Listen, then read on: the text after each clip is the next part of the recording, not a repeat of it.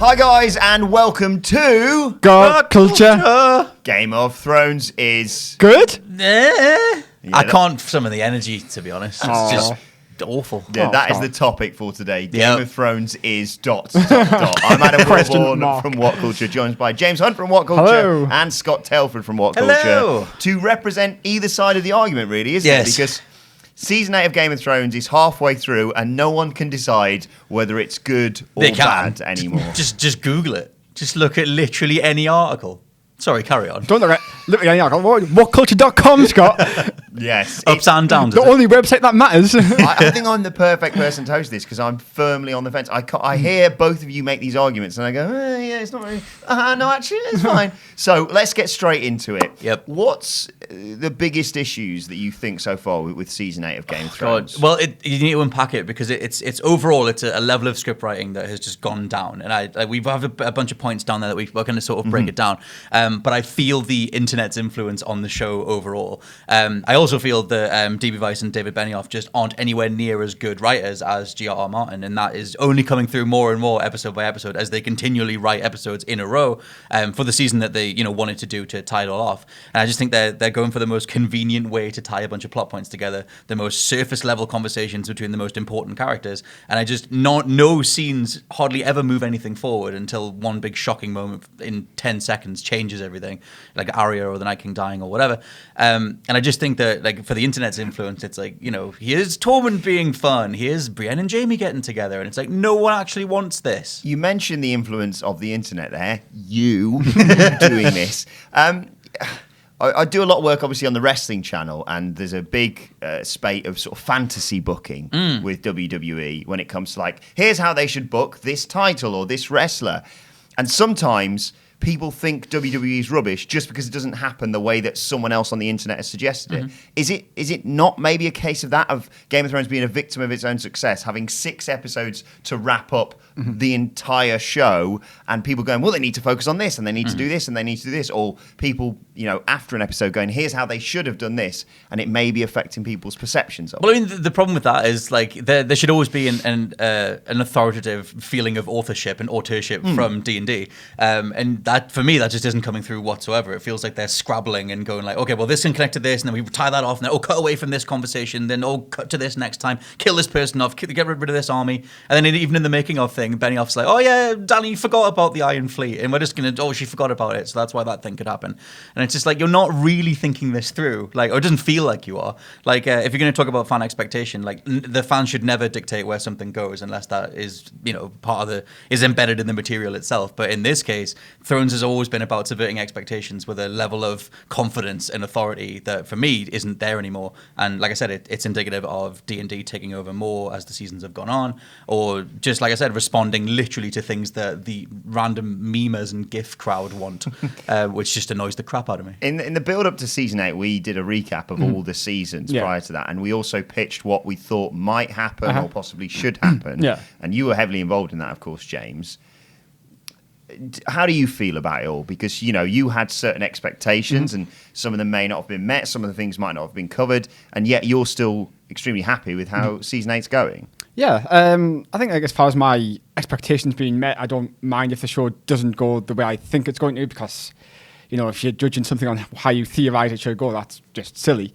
And, I think part of Game of Thrones is its ability to surprise you, and if it can still do that in its 8th season, and it still kind of makes sense, which I think it does, maybe Scott doesn't, then I think that's a good thing. There's a lot to unpack there from Scott's criticisms. I'm trying to balance them all in my mind. We'll try and go through point by point. But yeah, I think there are definitely issues with it. I'm not going to sit here and say it's perfect. It's not. There are big problems with the direction they've taken things in with regards to pacing, the number of episodes. Those kind of things do really annoy me. But in terms of, like, the character work especially, I think that's absolutely brilliant this season. Now, let's talk about, like, something like the Battle of Winterfell, because obviously it was the conclusion of the Night King, the White Walkers, things that we've been building to for, what, 8 years? Yeah. Since the first episode, Jesus. you might say. Yeah. So, I don't really know what I expected from the Battle of Winterfell. I sat down and thought, bloody hell, here we go. And then it all happened. Yeah. But I don't know, what were your immediate... Because my immediate reaction when the Battle of Winterfell finished and the Night King was explodey, I sat there in complete silence with my fiance for about 2 minutes, and I don't think I've ever done that. Yeah. You know, watching many other TV shows. It was just so overwhelming, everything that In like a happened. reactionary, I'm processing this. Yeah, kind of way, But I don't think it certainly didn't make me go, "Oof, that was a bit rubbish afterwards. But at the same time, it didn't make me go, that was the best. You know, I remember the other battles thinking this might be the best piece of television I've ever seen. When we saw Hard Home, like the first time the Night King walks out, the whole Randy Orton type thing, and he resurrects the dead, and all that, how shocking that was. And they mixed the horror with the spectacle, and we all had these images, these immediately iconic images that we were going to take forward. And oh my God, look how terrifying the Night King is. You know, and even like Battle of the Bastards, that amazing shot behind John as everyone comes towards him. There are some great shots in this. I'm not going to knock the direction at all. Things like the Dothraki charging in and like the fires going out and stuff. That stuff's great, but yeah, that episode was weirdly underwhelming for me. I don't know, like I did like it unfolding in the moment, but it always felt like it was building towards something. Obviously, the pop culture thing that it was building towards was the mass extinction of the vast majority of the main characters, which didn't happen. It was like, you know, it was a handful. It was Jorah and whoever else. Pod's still alive. Yeah, and it was that was kind of like, okay, well, I guess it's subverting expectations. They're actually going to be fine, so they can die in future episodes like Missandei or another dragon. Pod's not going to die. Nice, he might. Big old Ricky. Too busy shagging. He's a busy man. But you know, that was the thing where it felt like they were building towards this big event, and they even tease it at the end with that gorgeous piece of music, that the whole Night King theme thing. Yeah. That the piano bit that builds, and it's like, oh man, this is going to be it. They're all going to go, and they don't. They do the, you know, stab the Night King, the hive mind answer, and everyone sort of goes away.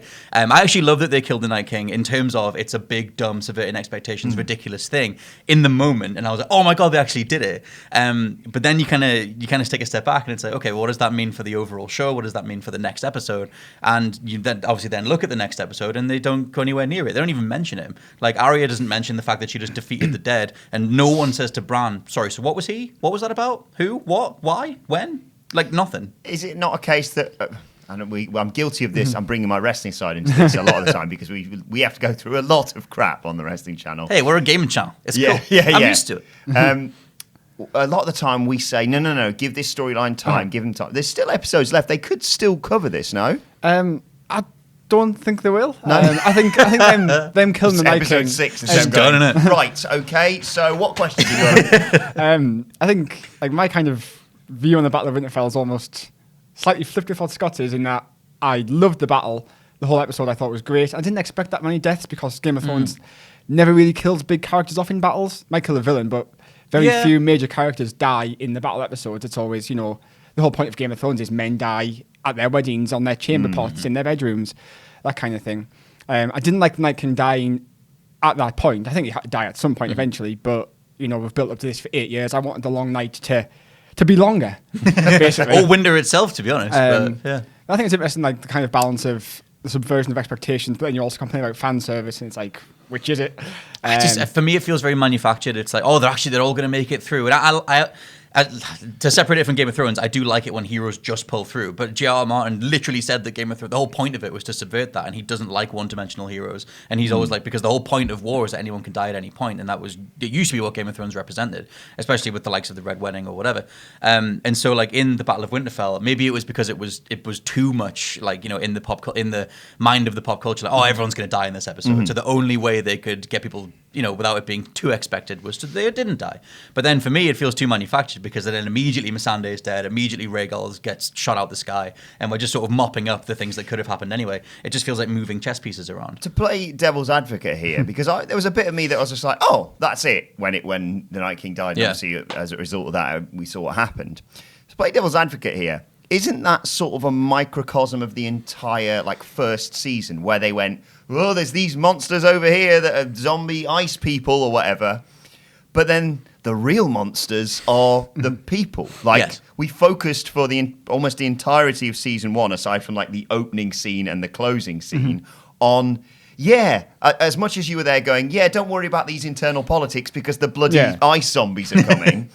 But at the same time, people died. Ned died, obviously. And, you know, whilst we can all join together and be like, we're going to defeat this 100% definitely evil foe in the Night King, there's still going to be some problems after that. It's not like we go, right, there we go, that's that Well, war over. I really like the idea that, like, I mean, again, J.R. Martin talked about there's a heavy climate change message inherent in the books, like across the whole saga or whatever. So I quite like the idea of the White Walkers just representing death, representing the inevitability of eventual extinction, regardless of all the politics and all that kind of stuff. And that's great. You can make them represent that wholeheartedly. But I don't think it's just kind of weird. It feels like a bit of a cop out when you have all the different things, like the flashbacks to the Children of the Forest, the fact that the Night King grabbed Bran. You have, like, he's been discussed as this major force, and we literally see him being a man before he was the Night King. So it's like, well, assumedly he has some sort of will. There's a reason he's doing this other than just embodying death. Like, you wouldn't give death a face if you were gonna, make him this metaphorical thing. So it just felt like they were building towards something that then D&D, because they've now been given the keys to the kingdom, they don't know what to do with him, so they just get rid of him. I know he wasn't in the books, but I know he's the leader anyway. Do you not think there may be some, not spin-off here, but some conclusion with the, yes, there's definitely going to be bloody spin-offs, come on. But do you not think there may be some development of this? Arguably, let's say, for argument's sake, they kill off Cersei and everyone's happy and it's all sorted out. But Bran's still there, and Bran is still quite a big question mark. Are you?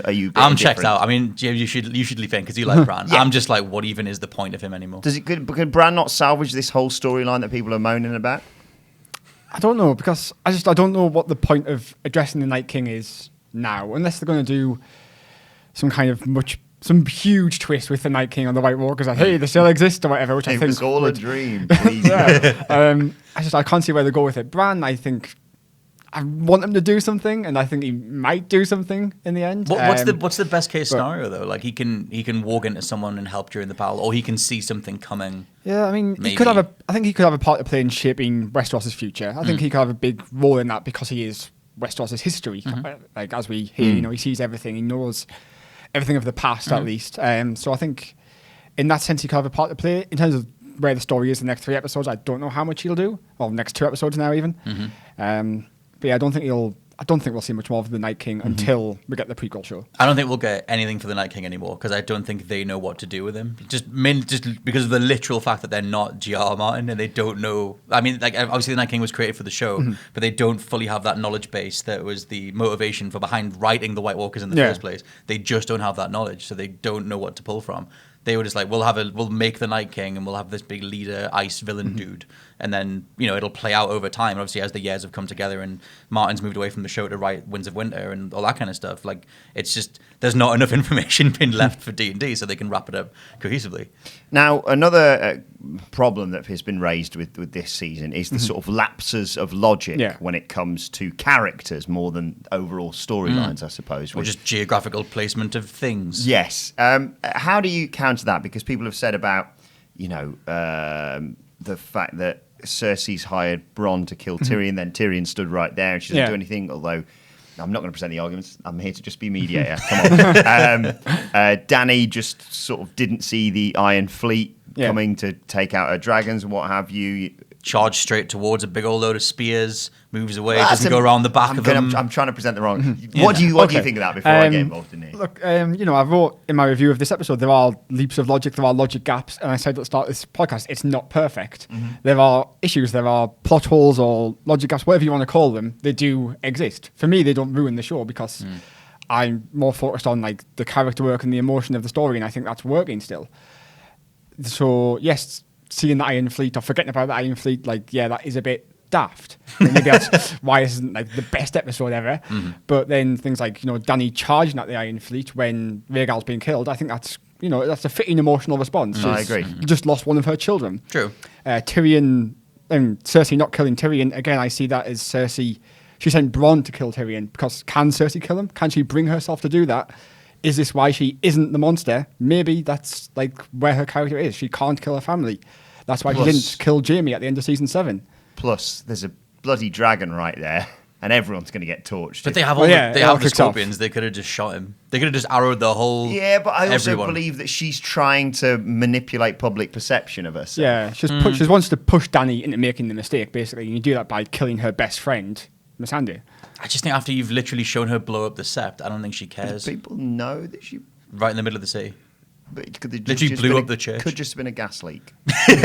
She could have played it off as just like, well, we Yeah. didn't have it serviced, so Yeah. yeah, maybe. But again, we don't see that. There's no conversation around that. I mean, Thrones has very rarely shown the perception of the public. It's always just been like, now they're stoning someone, now they're in favor of someone. Now, for the majority of these lapses of logic, I am kind of inclined to agree with Mm-hmm. you in terms of, yes, of course she charges at the boats immediately after Rhaegar's killed because, Yes. it's an emotional response. I agree with that too, but then she disappears from the battle, and it's like, why? And then, then Cersei not killing Tyrion, they agree. But yes, myself and more specifically my fiancée who I was watching this with just went, Where did she go? go around the back, just go It's a up, boat. It's go a up, and boat then- with a spear. It's not hard to It's fly her on made the of back wood. of it. Yeah, it's made of wood. Just fly her on the back of it. And then there's even the thing where Missandei gets somehow stolen in the middle of all that. So the Iron Fleet sent someone to swim in and just extract Missandei. It's just stupid. Like it's ridiculous. And then they cut. Oh, she's in King's Landing now. And then we did all that just so we could kill her anyway. And also, when you just push her off the ledge, if you've got her on a big ledge, why are you beheading her? I'm annoyed. That bit's fine. Well, to but be honest, just- I'm annoyed come more. on. Not pushing her off. I think cutting her head off's way better. I guess. But why Missandei didn't go full Harry Potter Voldemort with in chains. Cersei? Why, when she screams, Chained up. when she screams Dracarys, why didn't anything happen? Daenerys is just like, oh, okay. She's not like just okay. Her Well, she face, pretty like, much contorts. she walks away. Like, Yeah, I'm talking about it in pure well, rage. you built up that she's this like she's Does that not intrigue you for future episodes? No, it's bad writing. It's terrible. It makes no sense to the logic of that character that you've built up. Even in that episode, that she's having an emotional response to the likes of her child dying. Her best friend and her main advisor for 4 years now is being beheaded in front of her, and she just goes, "Oh, I'll get that Cersei," and she just walks away. Yeah, she will get that They Cersei. would get butchered in that, so they're waiting for their. But she like- doesn't care. She flies at the wall of spears because she's in that moment so annoyed that she doesn't care. So she flies right at and the then fleet. she flies away because she realizes that's a mistake. I just don't think it's. And I then just there, think she turns and her face like contorts. And it's probably some of Emilia Clarke's best acting that she's done because she actually that's shows not expression. a high bar. It's not, but she's really good in this episode. Yeah, I mean, that's more like, I guess, like they said, the logical, that whole thing, that whole setup, that whole idea that Cersei is the Mad Queen or whatever you want to call her. That whole thing where she has one of the people that she wants to kill and her main enemy for the remaining 2 episodes right in front of her, tiny little fleet. All the archers trained on it, all the scorpions are right there. The dragons within 2 seconds you can just kill it. We've established that the spears can shoot at like a gun, like a sniper rifle at this point. So just take everybody out. There's no reason she wouldn't have done that. I don't want to raise your blood pressure anymore. You can and will. Euron. I mean, He's terrible. My thing with Euron is what is he thinking when Tyrion goes, "Of course, Yeah. your child," and him going, "Hang on, Hang what?" on. Two. And, Yeah. I tell you what, another thing. This is minor as hell, but I hated that he didn't shout Tyrion when he's just on the ground because she's up there and he's just, "I'm talking about your child," and she just needs to be like, "What? Sorry, what?" Because I'm all the way up. I'm on top of the. I can't hear you at all. Those little things, and they're just symptomatic of a larger thing. And you can always tell when shows do stuff like this that they're just not thinking it through. And that is super minor, but stuff like that infuriates me because it's the easiest thing to get right. She wouldn't even hear him, and I don't care about that on the same level as everything else. But stuff like that just sticks out. Where I'm does like, shout. He doesn't shout though. He just talks, and she's up there. But everyone's shushed. Everyone's not shushed. Also, why is there a desert there when it's on the edge of the world and we've already established that King's Landing is next to all the other villages? It's hot right there, isn't it? There's just, James, what, they all help me out burnt here. away? the top me, yeah. I've seen one of the explanations that Euron used that whole forest area to make his fleet or whatever. So maybe. But what happened to all the houses? You just got rid of them as well, did you? Need more stuff for the fleet, mate. Brilliant. Just an endless desert now. Chimneys. Yeah. Reconstitute all the fireplaces. Let's talk about Jon and Dany's chemistry because there's been a danger of it, of it straying into Star Wars prequel relationship chemistry. Oh, that's harsh. That's actually bang on. But what do you think of it? I don't think that's that bad. Jon doesn't Like, hate sand, at least. Not yet. Yeah, But Of course. ironically, Gets though, he would be everywhere. Jon Sand if he was from Dawn, right? Yeah. So, hey, fans, Hey, carry Gendry Rivers. If we get into errors, we're going to have to. By the way, this podcast is sponsored by Starbucks. If you want to, on. We placed that cup in the way. Yes. Yeah. Sorry, carry on. What was the question? what do you think as Jon a fan and Dany. of Jon and Dany's chemistry? I really like Jon and Dany together. 'Cause I really like the slow build. Was it season 6 they first met? season 7, and Yes. again, it's one of the things like would I have liked that to have played out over a longer period of time? Yes, but that's kind of But on the very other hand, different issue. we did praise them when we were talking about when we were reviewing season 7 about the fact that they didn't like they were suspicious of each other. They weren't just like, "Oh, you're pretty," sort of thing. Yeah, I think that to make that relationship like within the time frame they had, I think they'd do it as slow as possible. It's still maybe a bit too quick, but within the episodes they had, I think they kind of had to maybe expedite a little bit. But I like them together, yeah. Obviously, I don't necessarily want them to end up together because it's a bit weird. But I think as an on-screen couple, I think especially Emilia Clarke has raised her game this year. I think Kit Harington's raised his game in the last couple of years. Neither are the two best actors on the show, but I think they are getting better. And I think their scenes together, especially in the crypts in episode 2, and then when they come together again in the small room this time, I really like those scenes. You know what I really like the sort of the dichotomy there of, you know, they're in this relationship, but they're also they've got different goals and. I like that dichotomy. I like them on paper. I think that like the end of season 7, obviously you had that. It felt a little bit rushed where he just turns back up at the. You know, they get together in the bedroom and then you see Tyrion looking on, and that scene I thought was a little bit too rushed. I always felt across season 7 that it felt like they were getting together because the script demanded it more than their natural chemistry. I still think Kit Harington and Emilia Clarke are terrible on screen together. I just do. I cringe every time they try and do something together. More so in this season though, because we had that terrible dragon flight scene, and then the two of them hanging out on that weird outcrop of ice or whatever it was, and Daenerys is just keep your queen warm and all that kind of stuff. And I just was cringing. I was cringing like crazy. I don't buy them together. I think they have zero chemistry on screen. And when they were kissing in the last episode, just horrible, mashing their faces together. Please believe this. We're in love. You're not at all, because this wasn't like you guys didn't know this was going to happen at the very beginning. And the roles that you've been cast in, it just doesn't. They didn't have a natural chemistry at the beginning. And we've long said that Kit Harington and Emilia Clarke have like the shortest, a lack of acting range overall. And people used to always make fun of Emilia Clarke over the years, kind of thing, for the different facial expressions or whatever that she's doing.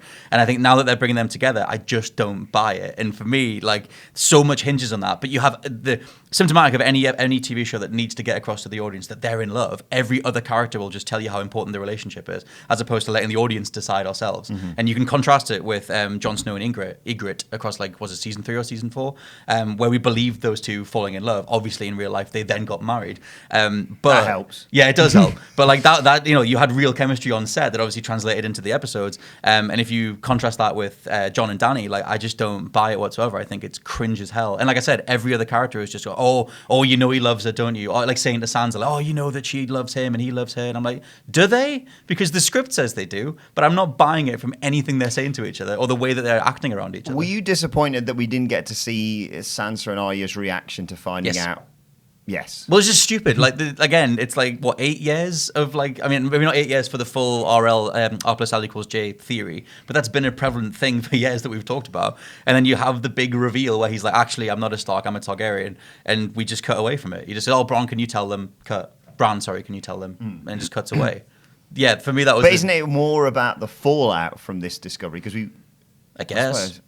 It's a lot of... I don't know. What did you think of that scene? No, I do agree on this one that I was very annoyed that they cut away. And I can see your point. It is kind of more about the fallout. It's about Sansa telling Tyrion and Worst Tyrion telling Varys. secret keeper ever. I would blame Jon first, I mean, but sure. poor Ned Stark kept that secret. He's like God knows how many years. Yeah. 17 years, Ned Stark kept that secret. Even when like, Sansa tells at the Tyrion cost to of his cut away. marriage. Like, you know, like, Catelyn, like, didn't like Jon because he kept this secret, and then Sansa, Jon, just everyone like, everyone knows now. I hate the way Sandra as well doesn't say, you know, he's a Targaryen. She goes, I mean, I wouldn't say he's a Stark, wink, wink, you know, ask me no questions, I'll tell you no lies. Like, that's not telling someone. No. I mean, and then Varys is like, obviously, if enough people, it says something like, so many people know now that it's pretty much information. Yeah. It's like, well, not necessarily. There's only like 6 of you that know. It's only going to Also, become information if you keep telling people. It pissed me off that they were shouting about that in a big hall. Like, anyone could be walking in. And then Sansa's talking about it on top of one of the battlements. Like, some little foot soldier's like, did you hear what? Targaryen! Like, yeah, sure. Yeah. It was annoying that they cut away.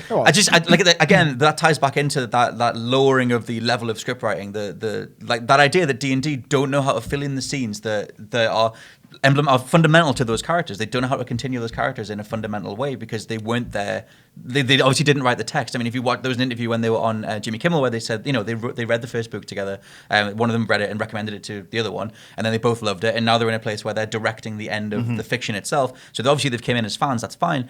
But they the biggest problem that they can't change is they're not G.R.R. Martin, and they don't know what to put into these characters. That's why every conversation is surface level as hell. You're finishing someone else's murder mystery. Yeah, literally, yeah.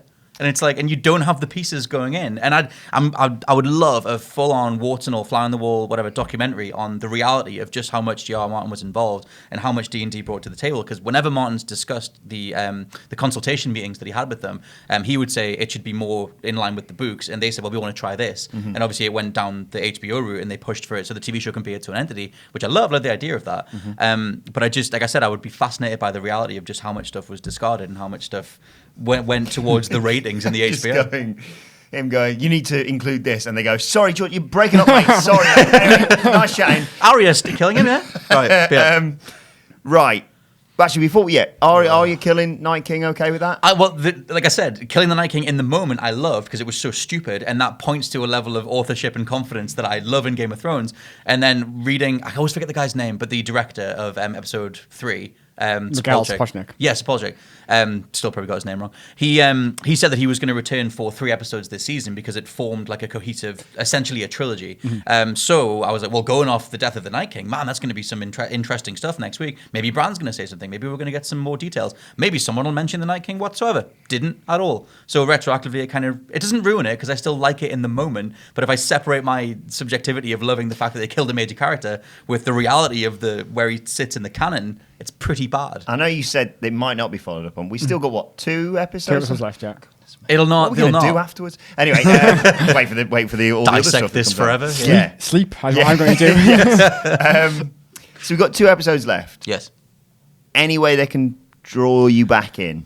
Well, I think if they, like I said, the scene. Well, the argument could be that the episode 4 was almost allowing the dust to settle. And then maybe episode 5. But you're in the finale, and you've purposefully truncated the season so you can have like rapid fire. This is going to happen. This, and then you. I was way more bothered about seeing Cersei die than seeing the Night King die. So well, she means more. She's more fleshed out. Like obviously she's our character. It's like but I don't know. It just feels like they're going to go down the most surface level route, and it ties into everything that I've said. I don't think they know what to do with those characters other than just box ticking and being like, well, like J.R. Martin said that whoever it is has to be on the throne, therefore this person dies and this person goes on the throne. There's not going to be any more in-depth sort of reasoning behind any of it. It'll be the most obvious, basic, surface level way they can deliver on the plot points that they were given on a piece of paper from J.R.R. Martin, by the sounds of it. Oh, yeah. No, I just don't agree with that. I mean, first of all, like George R. R. Martin himself doesn't know what to do with those characters in that story. Hence why he hasn't wrote the book for so many years. He doesn't know how to finish this either. So, like, the idea that George R. R. Martin is like, I mean, like, I love the books, but they themselves are not like free from criticism. Like, you read A Feast for Crows and it's a bloody slog. Right. Like, it is at times. So the idea that they don't have ownership of this, like, they created this show, they've built it from the ground up. Yes, they had his works to go off, but like, I don't know, they get these characters right, I think. Yes, they are rushing, and again, my problem will always come back to doing 7 episodes for season 7, 6 episodes for season 8, and it's the story that is flying past. I think the character work is great. It's difficult, because I get it that they, you couldn't say have the Battle of Winterfell over 2 episodes, but even say, like, why limit yourself? Why not have 10 episodes, but just say, oh, by the way, one in the middle is going to be bloody long. Yeah, I mean, it's frustrating. And like, they've cited like production issues and all that, and whatever the reason is, it's annoying. It's a hell of a conclusion, or a hell of a finale to live up to. I think a quick thing to drop in as well is that, I mean, I need to drill down exactly how many episodes D&D wrote beforehand, but I don't think it was very many. I think they've obviously put themselves to the forward now. It was pretty much all of them. Was it? They were the main writers of the show. What the hell happened to them then? Because I thought the whole point was that across season 7 and especially this season, they were like, we're going to finish this, we're going to truncate this, and we're going to deliver everything that we need to do, kind of thing. And they were more so taking the lead on it. But if they've always been there, because I thought every time the writing credits popped up, I thought it was someone other than those two, and that they were primarily producers. But if they've always been writing this pretty much the whole time, it's alwaed been them. Then that makes it even like, they've had weirder. other writers, obviously, but like the vast majority of episodes have been then. Like George R. R. Martin wrote one script a season, and he was there to consult. Brian Cogman, who wrote episode 2, I think he's the next most with like 10 or 11 credits. Right. But I think Weiss and Benioff must have like 40 or 50. I don't know if that makes it worse or better, because I'm like that's even weirder that they had such a hand in the tone and the phrasing and the pacing and everything beforehand, only to discard it so blatantly now. The characters that they've themselves helped build up, the likes of Brienne or whatever, to just completely invert her in one episode. I don't think they do invert her. They reduce her to like this. For me, they reduce her to this like weeping maiden, like wishing for her prince to come back, when she was the complete opposite of that. But I don't think she was the complete opposite of that. She projects that she's the opposite of that. But like if you go back to season 2, the first time, not the first time we met Brienne, but she comes in season 2, and a few episodes later, Renly dies, and she throws herself on his body. She's in floods of tears. Yeah. She's screaming. She goes mad. She kills a couple of guys, and then she's back down in his body in tears. And then from then on, she shuts herself in. She totally guards herself. She's really closed off, and she wants to project that she's not this emotional person. And we never get to see She her. wants to open up to someone. We don't get to see her as a woman. We don't get to see her like as a human, really, because she's so closed off. And then finally, she opens up to this man that she trusts, she loves, and then she like gives herself to him in like the most personal way you can, and he ostensibly betrays that. And yeah, that would absolutely crush you. Like, she's let her guard down finally, and now she's been like betrayed, or thinks she's been betrayed. I think Jamie's probably doing it to try and protect her. And yeah, I think it's a very human response from Brienne there. I like that a lot. No sympathy for her. The right person was right there. Tormund Giantsbane. Oh, yeah. I mean, Who are you, Simon? exactly. I'm representing Simon here. Look, she's had a little fling now. Little thing. Now- Years of character work. Now go off with the man you should have always been with, and people are drawing pictures of them together or whatever on the internet. Right. People. People. Does it Not people? me. You. Definitely not me. There's still a lot of things a lot of loose ends to tie off. Yes. Is it the fact that it's not that there's nothing left to tie off, you just don't have faith in them doing it correctly? Yeah, I mean, like I said, like that again, I should have done the research on exactly who wrote all the episodes before, and taking it as a given that they pretty much did have a hand in the tone as established to this point. We talk about like season 7 being the turning point, and obviously like things like Beyond the Wall, and then for me, with the majority, well, all this season, minus I think episode 2. Yeah, I just don't know. Like I said, it would have to come down to like the Warts and All documentary, like what changed in their minds? Did they? Because there's another. I think it was when J.R. Martin was on the red carpet for the premiere for this season, and they said like, you know, did you have enough material to keep going? And he said he would have done another 5 seasons. And it's like obviously like, but he and then they said the person who was interviewing was like, you know, why do you think that it's being shortened? And he said, well, I guess everyone else has lives, and it's like to him it obviously Thrones is his life, and maybe that is the thing that, you know, they do want to tie it off. They do want to work on something else. It's almost a decade of their lives at this point, and I totally get that. But for whatever reason it is, I feel like they're rushing and they don't need to. Even when they announced that they were going to do shorter season length, we all went, why? It's on top of the world. Even if you need to hand it off to someone, do that. You were fans in the first place, just do that. Like it feels so needlessly truncated and just kind of cheap. And then you have all the other problems like the logic side of it, or Ghost not getting a part, or whatever. Like those little things that just stand out and make it really feel rushed. Well, we've had a good back and forth here, but I think one final point we can all agree on: Ghost is a good boy. He's a lovely boy. He's the isn't he? best boy, and he We were deserved. all pissed off. He with that, deserved a though. pet, and you know David Nutter's come out and been like, "Oh, it's because of CGI," but actually this way works Sorry. better. No, it doesn't. Sorry, just to clarify, We didn't have the budget for that. We didn't do the petting of the goodest boy. Yeah, Because of CGI. Yep. Do you want Lyanna stabbing a giant? Episode before that, Lyanna Mormont stabbed an undead giant. Do you want a in dragon the fight eye. as well? Giant picks her up. Yep. Do you want a Honestly, dragon fight? crowdfund it. We'll pay Yeah. for it. How much? Do you want a full CG army waves coming in the dark? Do you want some of that? Do you want bodies raining in? Dog getting Just- pat? No. Can't Just do it. you could literally, even if it was the worst shot ever of just John going. Just film Kid Harington patting Fine. down But also, frame. what you could do is not have John leave his dial behind. Yeah, you could also do that. because like if we talk about things they got wrong from the books or whatever, like the direwolves, bloody, I'll do a 30-minute podcast on that. Especially considering, I mean, it is a different podcast, but considering that they were like the pretty much the first scene in the very first season, minus the White Walker stuff, the allocation of the direwolves to the Starks, and then just the way that the direwolves have been peppered throughout every season in a really weird, sparse kind of way. In fact, people are like, which one's dead? Which one's... It's like, this is kind of important. And this Used to be. This kind of brings me back to Scott was talking about what's changed with the writers and why are they rushing this. And because a lot of people criticise them for, they all say, oh, it's when they lost the books. And I don't quite buy that because season 6 was beyond the books. And I thought season 6 was brilliant. Yeah. I thought that's one of my favourite seasons. But I think as we get towards the end game and as George R. R. Martin gets towards the end game, it's becoming more of a fantasy story. Those fantasy elements are so much more important to how he wants to end the books. And the writers, Weiss and Benioff, I don't think like those fantasy elements as much. I don't think they like magic. And I think that's why, maybe not the full reason of why they're rushing, but I think it's a big part of why they've dispensed with the direwolves, dispensed with the White Walkers. They're killing off the dragons. They don't like fantasy.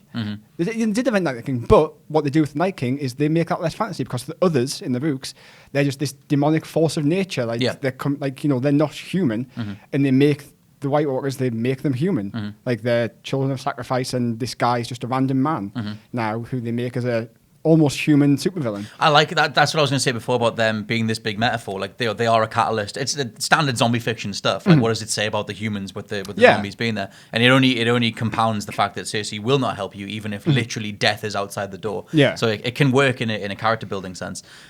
So there is a way to sort of fold it back in. But I don't even know if I see them having a conversation or mentioning the Night King again, because now it's going to be siege on King's Landing. Something happens with Cersei, and then we'll have the aftermath episode.